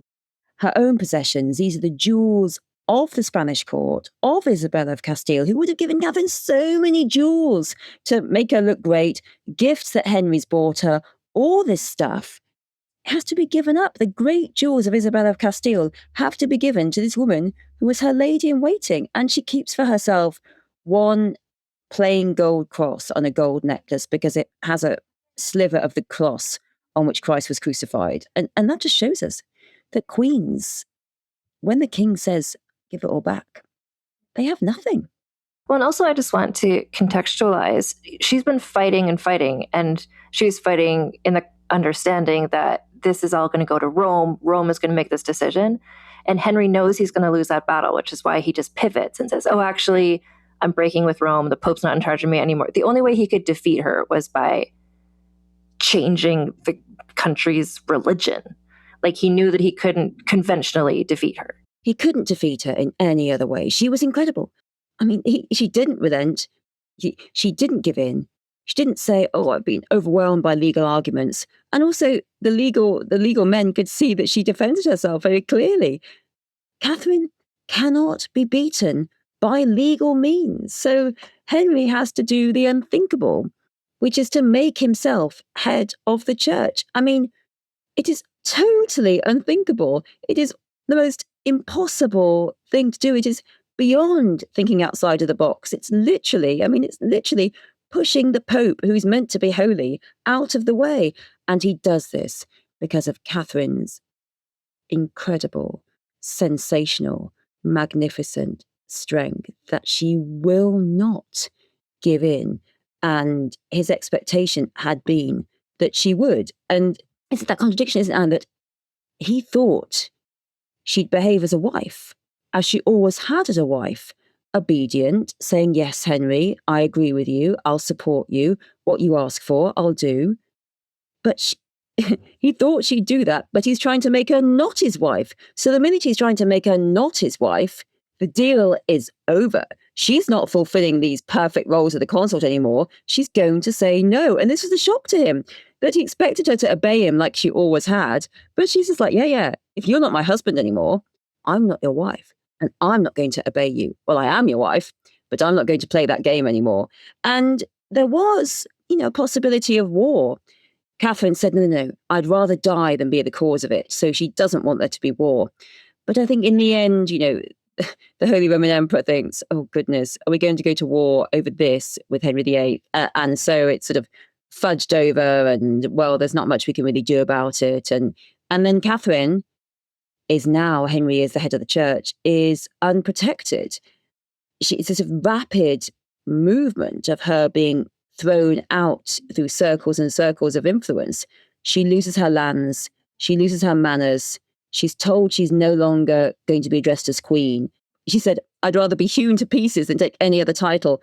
And then she's sent off to a small set of rooms in this Kimbolton castle. It's not even a royal palace. And Henry says, you've got to be addressed as Princess Dowager. And she's got a very small amount of servants. She begs them, she says, don't call me Princess Dowager. And there's even some possibility that there's even rumoured that she and Mary are going to be killed because Henry's going to trump up some treason plot against them, which is not unlike him after all. So she is in so much danger. She has awful, awful danger. And Henry has to do the most extreme solution. He has to break from Rome. And it's so extreme that it's going to rack the country with suffering. Cardinal Wolsey has to lose his life. Plenty of other people have to lose their lives as well. And it's all so Henry can marry Anne and have this son. Because when Anne falls pregnant, he is really accelerated on getting rid of Catherine. Catherine was magnificent. She defended her life as a queen. She defended the role of consort, and she stood up for her daughter's legitimacy above all. But it's heartbreaking because for this incredible, incredible fight, she's pretty much buried alive in Kimbolton Castle. I mean, her final years, she's in this castle. I think she develops various health problems. She, as you said, she didn't want people to fight on her behalf. She didn't want the country to go to civil war, for people to die on her behalf. So she just kind of... Henry would have done it. Henry would have said, oh yeah, fine, everyone, just do it. For sure, but you described her as being buried alive. Like, she's just in this house and she just kind of, that's where she stays. And she doesn't fight back anymore. She just kind of, she goes to this house, she just stays there. She doesn't fight back. She just kind of retires. Catherine is stuck there.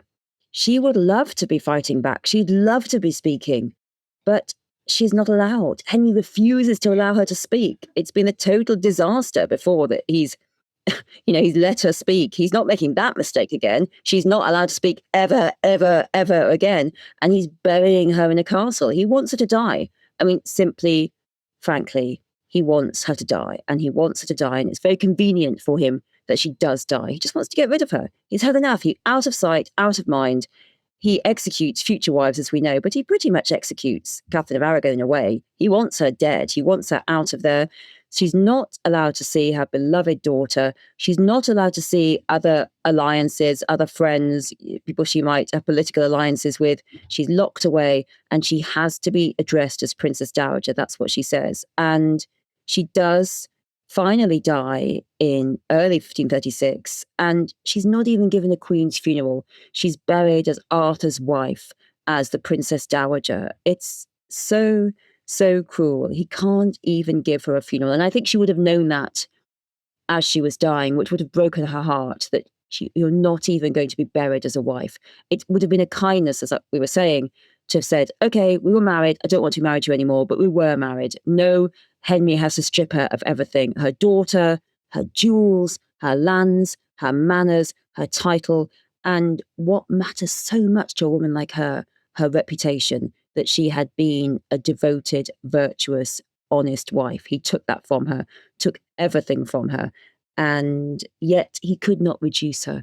She was powerful, she was determined, and she stood up to him until the end. I'm sure, and perhaps if she had written to him and said, oh, Henry, I've changed my mind, totally accept it, I'm Princess Dowager, absolutely marvellous, you and Anne Boleyn, oh, wish you all the happiness, oh, absolutely great, hope you have a boy, lots of love, kiss, kiss. But maybe Henry might have said, look, she agrees now, she had sex with Arthur, she agrees now, and he might have had her back to court. I know I'm speculating here, but that was the kind of submission that Henry wanted. Oh yes, we did have sex. You were right. I'm a bad person. You were totally right, Henry. Please forgive me. I think he probably would have said, come back to court, especially as he's getting more and more annoyed by Anne Boleyn by this point. He might have had Catherine of Aragon over to play mind games with Anne Boleyn. So she could have given that submission, but she never did. And she stood up for herself till the end. We might say it was a lost mission, was a lost victory, because in the end, everything was taken from her. Perhaps when Henry had come to her in 1527 and say, look, I think it wasn't a good marriage. You and I, would you mind if you could just go off to some house somewhere? You can choose whatever you want. But perhaps she'd have got a better deal that way. She'd have been better treated. Mary would have been better treated. And perhaps she might have been a bit in the position of Anne of Cleves, who did agree when Henry says, you know what? We were never married. I don't think so. All right, okay, bye. And Anne does have this good relationship. She does come back to court. She's treated as the king's sister. She gets all these estates. But perhaps that might have been Catherine of Aragon's future. Anne of Cleves was very canny there. She saw what had happened to the others. I think she probably thought, if I don't agree, I'll get executed. Very wise. She agreed. And maybe that would have happened for Catherine of Aragon had she agreed straight away or even later on. But Catherine would never have done that, because she was standing up for marriage, the sacrament of marriage, sanctity of marriage, and she was standing up for her daughter. She was buried kind of tucked away, the wife of Arthur. You know, Henry didn't want anyone to think about her, but today there's a different tomb people could visit, right? Catherine dies on 7th of January 1536, and Henry wants her buried at Peterborough Abbey, so it's the nearest big house, religious house. He doesn't want her buried in London. Absolutely not, because London's going to come out. London's going to start cheering. London's going to start shouting Queen Catherine. They totally will. No. So he wants her buried in a very quick way. Now, it's quite a big funeral. You know, you've got 4 bishops and 6 abbots and there's 50 servants, but it's pretty small for a monarch. I mean, really. And it was a very small tomb at the time, comparatively. Henry just wants her shoved away. And the actual tomb itself gets vandalised by Cromwell's troops in 1643. And what we have now is a slab that was installed in 1895. And this was a national campaign for every Catherine in England to donate a penny to the cause. And this was organised by the wife of one of the cathedral canons, who was herself called Catherine Clayton. So she got every Catherine, and I'm sure various people who weren't even called Catherine, to donate to this queen. And I think it's no coincidence that Queen Victoria was on the throne at the time. Now, Queen Victoria actually reburied Catherine of Valois, who had been disturbed in Westminster Abbey, and her body had been out there, and it was awful. You know, her body had been exposed, and then it hadn't been buried until the 18th century. Queen Victoria put a proper plaque on there and remembered her as who she was, a great queen, a great mother of a king. And I think that there's no coincidence that these Catherines all decided to get together and give Catherine of Aragon a good, proper tomb in 1895. And she's very beloved, and visitors come and bring her symbol, they come and bring pomegranates. She is still so loved. And when you go to Peterborough Cathedral, it is absolutely fantastic to see her grave. Now, it's almost a shame. It's almost a shame, isn't it, that Mary Queen of Scots, who was also there, after she was executed at Fotheringhay Castle, that she was disinterred by King James I, her son, and put in Westminster Abbey. But I think they would have had quite a lot in conversation, quite a lot in common. These two ladies could have discussed the depredations of men.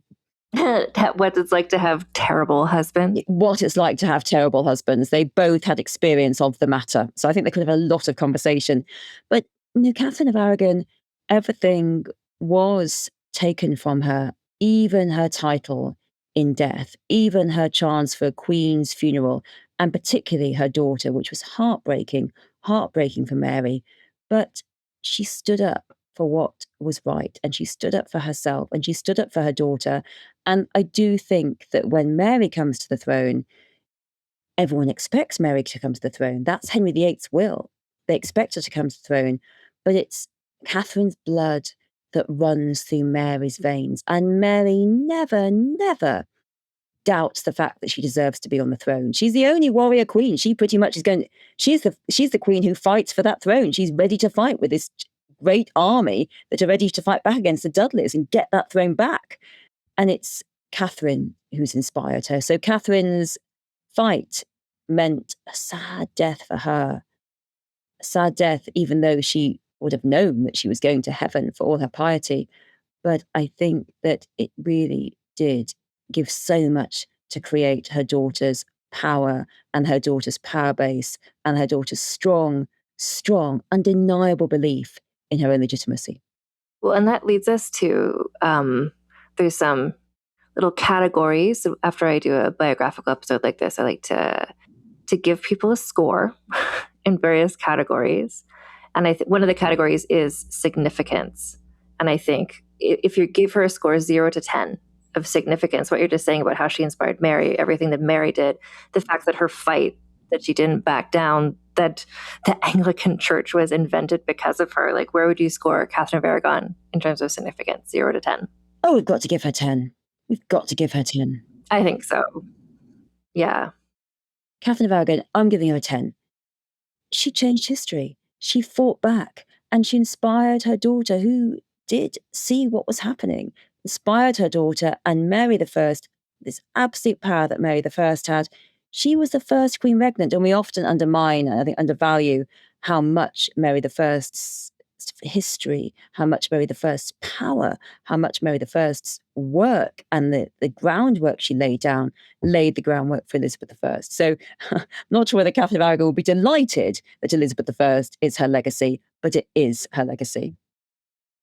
Well, and that's part of the thing I find so interesting, and we're in this Tudor season now on this podcast, is that Henry VIII was so intent on having a son, and then it turns into the Tudor era is known for its queens. It's known for the women. It's known for the queens. It's known for the great women. And it's the ultimate irony. Henry VIII turned the world upside down to have a son. And who was the great Tudor monarch? It was his daughter. It was Elizabeth I, Gloriana, seen by many as the greatest queen in British history. So there's another category I'm curious to know what you think of. So when I'm giving scores to people on this podcast, I call the category the sexism bonus. So it's just how much did the patriarchy get in someone's way? How much more might they have been able to accomplish if they hadn't had to spend so much time fighting back against sexism? And I feel like Catherine of Aragon would, if that's a 0 to 10, I think this is a 10 again. I think she's got another 10. I think we're getting another 10 score here. She epitomizes, emblematizes what happens when the patriarchy comes for you. And she fights and she fights, but ultimately the patriarchy wins in every way. Everyone just ignores her, forgets about her. She's been the queen. She's been the great queen of the court. Everyone told her they loved her and they talked to her. No one speaks to her again. They dump her in Kimbolton Castle. She pretty much dies of a broken heart and great misery. And no one even gives her a queen's funeral. You know, the Catherine of Aragon epitomizes how even the most powerful, virtuous, educated woman with the great family behind her, the man defines her, the husband defines her, he totally defines her. He tells her, you're not queen, I don't want you as queen anymore. And everyone falls in behind him. The most powerful woman of the age, and she's still I wouldn't say easily dismissed. It took quite a bit for Henry to be able, but she still gets just cast aside despite all her power. Oh, yeah. I mean, you have to get the spanner out and really pull and pull and pull, but he does it. He eventually does. And I think also that her story creates stories for the others. After she stood up so strongly, so resolutely for her rights and been a thorn in his side, he's not going to let Anne Boleyn live. Oh no, she is going to be executed and out. We know that Anne Boleyn thought that when she's being put aside, she's going to be sent to a nunnery or sent to an exile. No.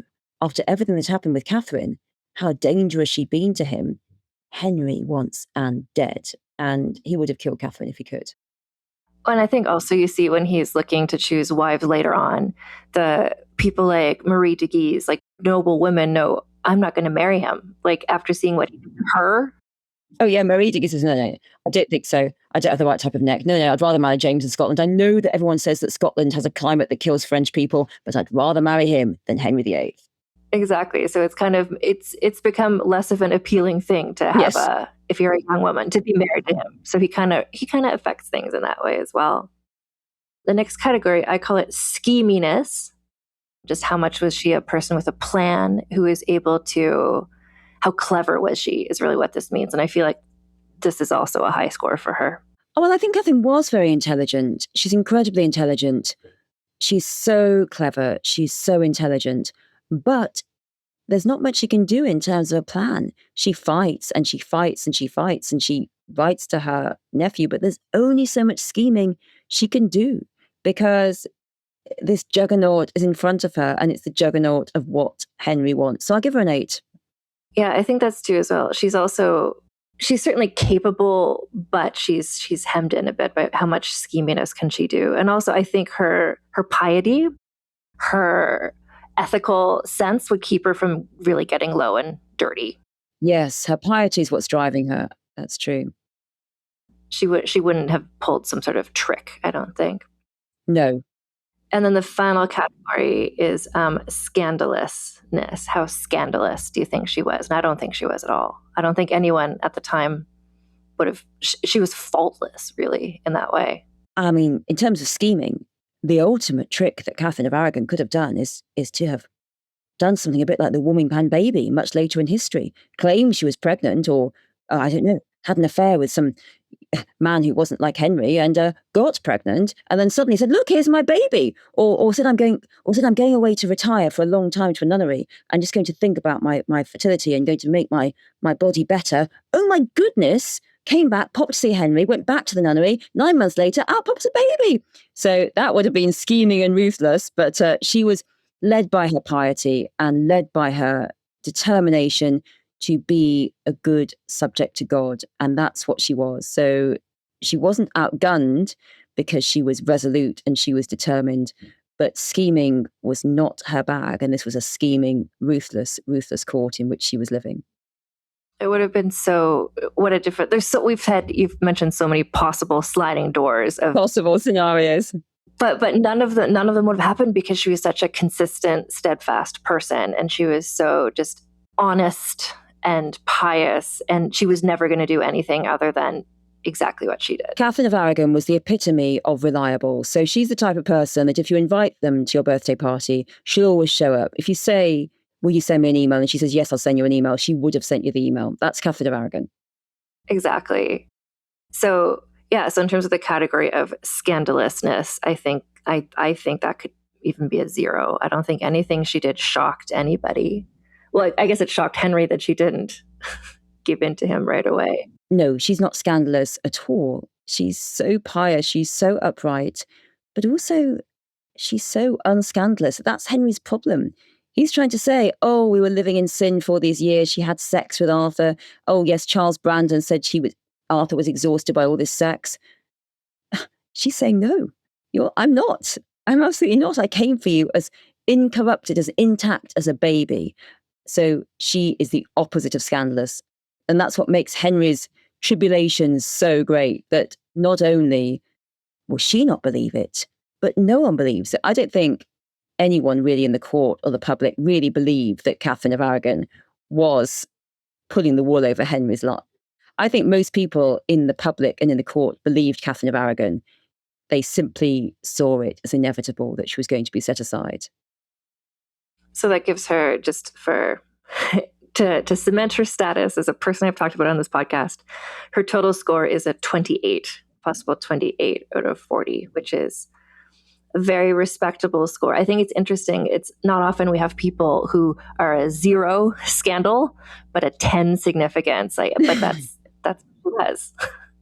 I mean, there may be some research out there finding some secrets of Catherine of Aragon being secret scandals, but she was, and she prided herself on being this resolute, steadfast, pious queen. And that was her vision of herself. It was the public's vision of her.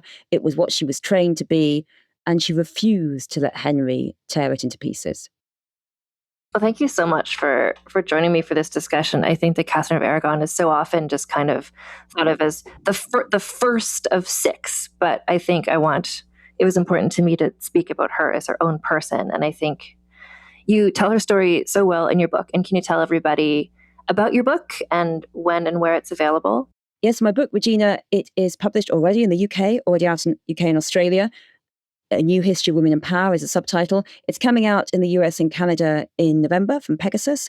And it's got all the queens in there, 100 queens, lots of different queens from all over the world. I really think it is my magnum opus about queens, about women, about power, and about stories we tell about what happens when we give women a modicum of power. And most of the time, the stories that recur over and over are, if you give women just a little bit of power, they will squander it. They will waste it. Best give it to men. It's such a good book. I think, thank you. It's fabulous that it's available in the UK and Australia right now, but coming out in November in North America, I think it's going to be a perfect Christmas present type book, because at least for me, it's not a book you can just sit down and read all in one, because there's so much information and it's so interesting. But I feel like that week between Christmas and New Year's, where at least for me, we all give each other books in my family and we just sit there and read a book. I feel like if you have a week to just the best pick away at Christmas week ever. I love it. Yeah. It's so many interesting stories. Some of them I knew, a lot of them I didn't know. I love that you've got a global perspective in this, that you're talking about queens from, like you were mentioning, Cambodia and Japan and from the African continent and all these places. So to just show, and the similarities in stories, whether you're talking about Hatshepsut or Catherine of Aragon, or you get it into Diana, Princess of Wales, like the fact that women in positions of power so often face the same issues, no matter their culture. I think it's a real eye-opener, I think. And it's also, just so listeners know, it's also very, very readable. It's you explain everything very well. Oh, well, I'm so grateful. I'm so grateful. Now I'm working on this book for 7 years now. So it is overwhelming for me to see it out in the world and for people to be enjoying it. Well, thank you so much for taking the time to speak with me today. And I just also want to say, because you have a podcast as well, and I'm sure you're going to be on tour. So is there a website or social media where people can keep up with you and what you're doing? Yes, I'm Kate Williams ME on Instagram. I'm on tour in the UK throughout June and July. So if you're in the UK, I'm going to various places throughout June and July. And I'll be at Hever Castle, Anne Boleyn's childhood home in August. I'm also going to the Catherine of Aragon Festival next January in Peterborough, which is a wonderful festival. So I'll be all the Catherines, all the Annes, and I'll be doing some events, hopefully in North America in November as well. So I'll be taking the Queens, hopefully, across the Atlantic. That's fantastic. And it's great. Do you have a website or places where people can see your itinerary and where you might be when? No, I don't. I haven't done it yet, but yes, you're right. So I'm Kate Williams ME on Instagram, on TikTok, on Threads, and lots of information and Queen facts and Queen photos are all up on those sites.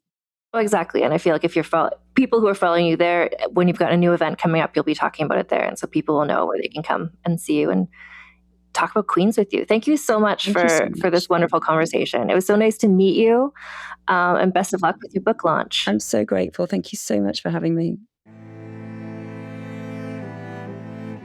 So Kate's new book, Regina, A New History of Women in Power, is available right now in the UK. and it will be available in North America in October. So if you're in the UK or Ireland, go pick up a copy. If you're in North America, make your pre-order. Go to your local bookstore or online and order a copy of this book so you can get it the first possible second you can. It's so good. It's so vital. I have a copy of this book, and I know I'm going to keep looking at it when I need ideas of new people to talk about on the podcast or to learn about some queens that I thought I knew about. It's so good. She's going all the way from ancient world queens all the way up to Grace Kelly. She talks about Princess Diana. It's such a good book. And yeah, Regina by Kate Williams. Everybody should pick this up.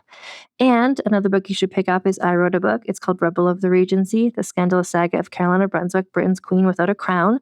And that's another story of another queen. She was only technically queen for a year, but she's just got queen vibes. She has a queen aura. And her husband, Henry VIII, was also nowhere near good enough for her. Anyway, you can pick up my book, Rebel of the Regency, anywhere you get books. It's available all around the world, all the English language speaking places. You can get more information about it at my website, rebeloftheregency.com. I also want to mention, if you want to keep up with me and my work, I have a Patreon. This is a website where you can get ad-free episodes of this podcast, Vulgar History, for as low as $1 a month. Or if you're able to pay $6 or more a month, you can get the ad-free episodes as well as bonus episodes featuring me and some of my friends talking about stuff that just doesn't fit into the main feed. So for instance, we have a recent episode talking about why I love the Shakespearean play Titus Andronicus. Coming up soon is going to be a discussion that I'm having with my friend Gina Barry about the new Odyssey movie, looking at it from our perspectives as history fans, as feminists. It'll be interesting. And you can get all that if you join my Patreon at patreon.com/AnnFosterWriter. Also, if you join at the $6 a month or more level, you get access to our Discord chat, which is where you can just shit talk Henry VIII and whatever you want to talk about with other history fans. As well, Patreons at that level get access to my live Zoom events. So again, hit up patreon.com/AnnFosterWriter and honestly, just try a 7-day trial. You can just see if you like it, see if it's for you, see if you're getting some value out of that. And I really appreciate everyone who supports me on Patreon. I also want to mention our brand partner, Common Era Jewelry. So this is an American-based small business owned and run by a woman. Her name is Tori. She does the designing and then she oversees all the production as well. And she creates beautiful jewelry inspired by women from history as well as from mythology. And so most of their pieces are inspired from the classical world. That's why they're called Common Era. But they do have one more recent piece, and that is not today's icon, not Catherine of Aragon, but another one of Henry's queens, Anne Boleyn. There's a beautiful Anne Boleyn pendant you can get from Common Era Jewelry. You can get this pendant in solid gold or in more affordable gold vermeil. You can also get pieces from them inspired by women from mythology, such as the Odyssey. Everyone's all on the Odyssey train right now, or boat, I guess.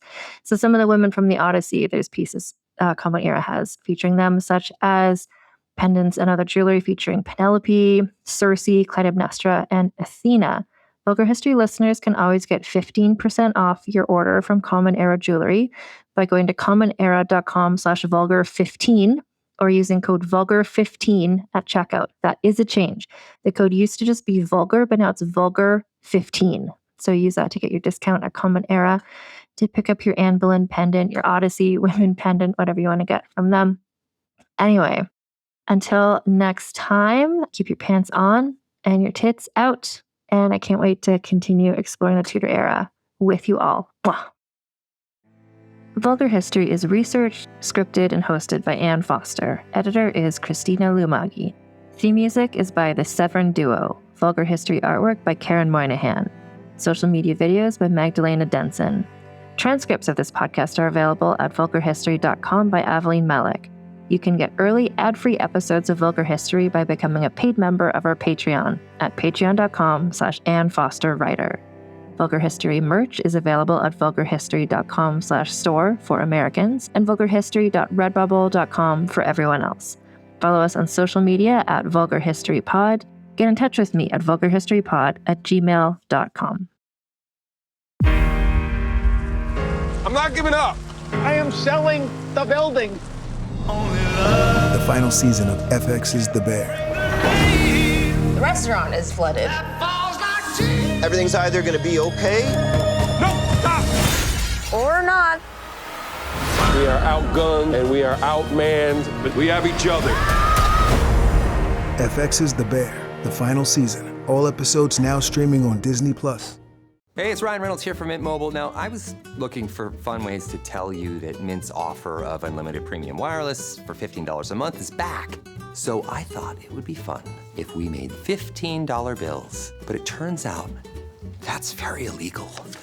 So there goes my big idea for the commercial. Give it a try at mintmobile.com/switch. Upfront payment of $45 for 3 months, $90 for 6 months, or $180 for 12-month plan required. $15 per month equivalent. Taxes and fees extra. Initial plan term only. Greater than 50 gigabytes may slow when network is busy. See terms. Starting a business can seem like a daunting task, unless you have a partner like Shopify. They have the tools you need to start and grow your business. From designing a website to marketing to selling and beyond, Shopify can help with everything you need.